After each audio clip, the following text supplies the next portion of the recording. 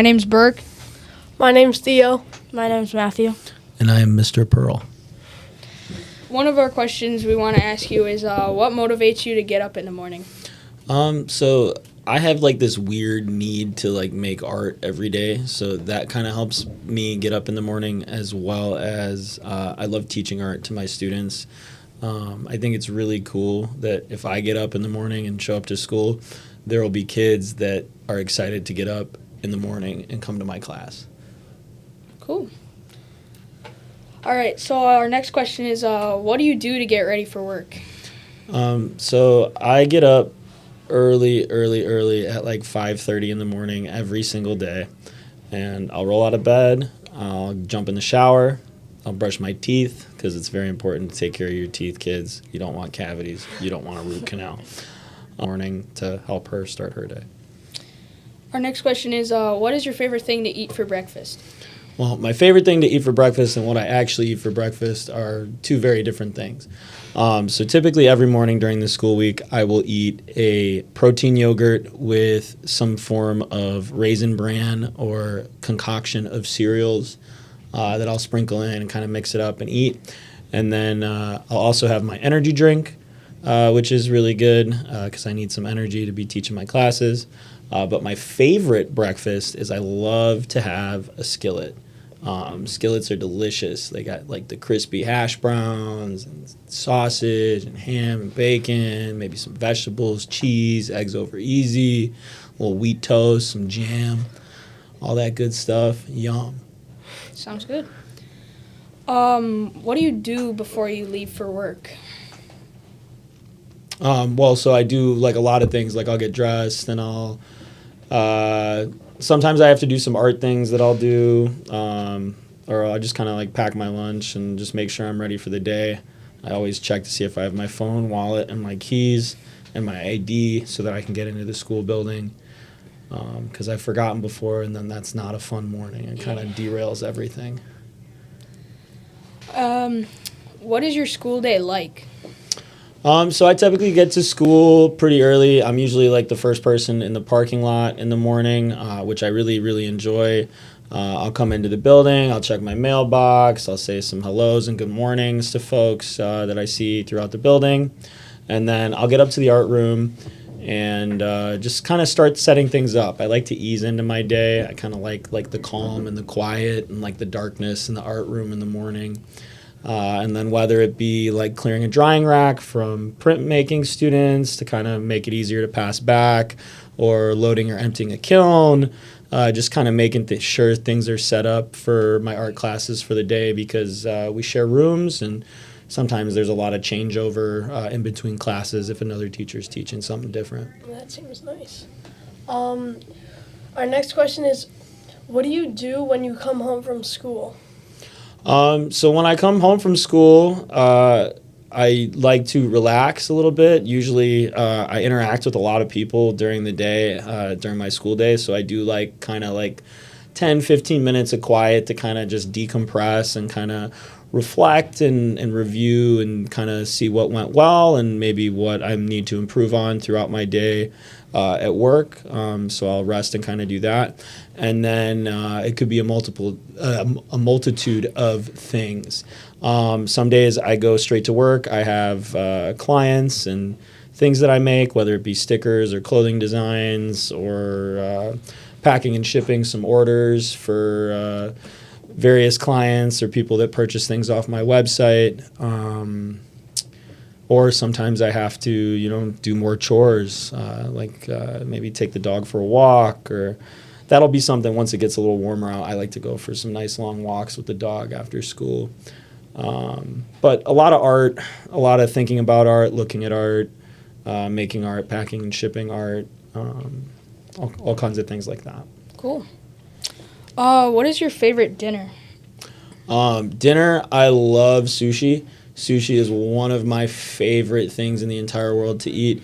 I love all kinds of sushi and trying other weird new kinds of sushi.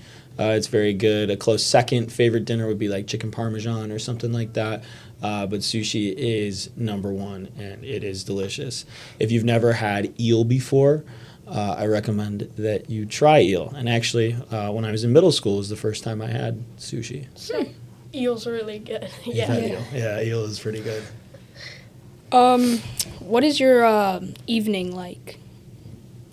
So similar to like my after school, like I'll come home and if like my chores are done and all my things are done, I'll kind of just hang out and relax, or I'll be working on artwork or trying to push myself to like the next level of being an artist. My wife usually makes some really delicious dinners, so we'll have dinner together some nights, and then some nights I'm social. We'll go to like art openings or the movies or out to dinner or different things like that.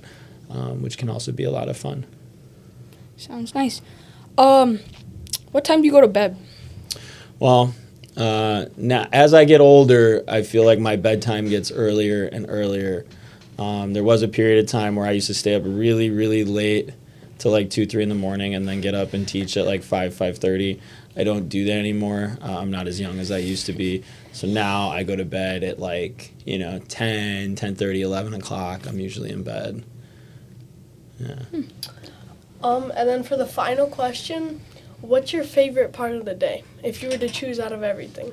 So I used to not be a morning person, and I find as I get older and older, I am more of a morning person. I just like to kind of be up like early because it's quiet. I don't have to like deal with or interact with people. It's kind of like a calmer time of day. Whereas like that younger me that used to stay up a lot later would probably say night, but for me now, no, definitely calm in the morning, quiet, everybody else is asleep, and there's something beautiful in that. And then just like for an extra question or two, like what inspires your art? All sorts of things can inspire my art, but for me, a big thing growing up was a lot of like skateboarding in like the early 90s, early 2000s. Just kind of like the graphics and like street art, skateboard decks. I always remember going down to the city and we would be like in the car driving past stoplights and street signs and things like that.